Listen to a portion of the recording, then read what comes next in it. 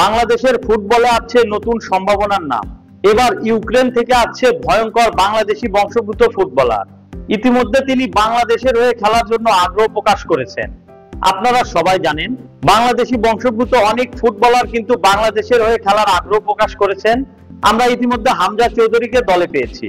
ইউক্রেনের এই ভয়ঙ্কর ফুটবলার সম্পর্কে জানতে চোখ রাখুন প্রতিবেদনের বাকি অংশে। বাংলাদেশের হয়ে খেলতে চাওয়া সেই ফুটবলারের নাম হলো ফরিদ আলী। তার জন্ম ইউক্রেনে, তবে শিকড় বাংলাদেশে। ছোটবেলা থেকে ফুটবলের প্রতি ভালোবাসা আর ইউরোপীয় প্রশিক্ষণ তাকে গড়ে তুলেছে একজন প্রতিশ্রুতিশীল ফুটবলার হিসেবে। তবে মনটা পড়ে আছে নিজের মাতৃভূমি বাংলাদেশে।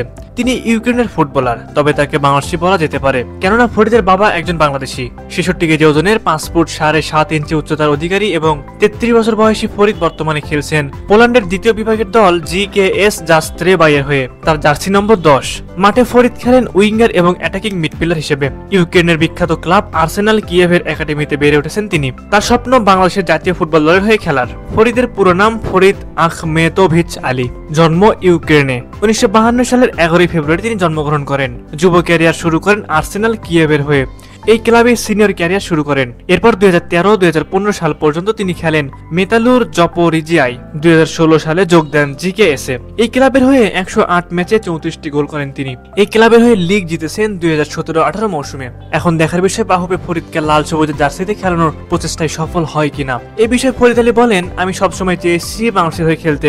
এটা শুধু খেলার সুযোগ নয়, বরং আমরা শিকড়ের সঙ্গে সংযোগ করার এক বিশেষ অনুভূতি। বাংলাদেশ ফুটবল ফেডারেশনের সঙ্গে এখনো আনুষ্ঠানিক কোনো যোগাযোগ না হলেও অনেকে মনে করছেন এই নতুন প্রতিভা হতে পারে বাংলাদেশের ফুটবলের জন্য এক বড় চমক। বাংলাদেশের জাতীয় দলে বিদেশি বংশোদ্ভূত খেলোয়াড়দের আগমন নতুন কিছু নয়, তবে ইউক্রেনের মতো দেশ থেকে এমন আগ্রহ দেশের ফুটবলে নতুন মাত্রা যোগ করতে পারে।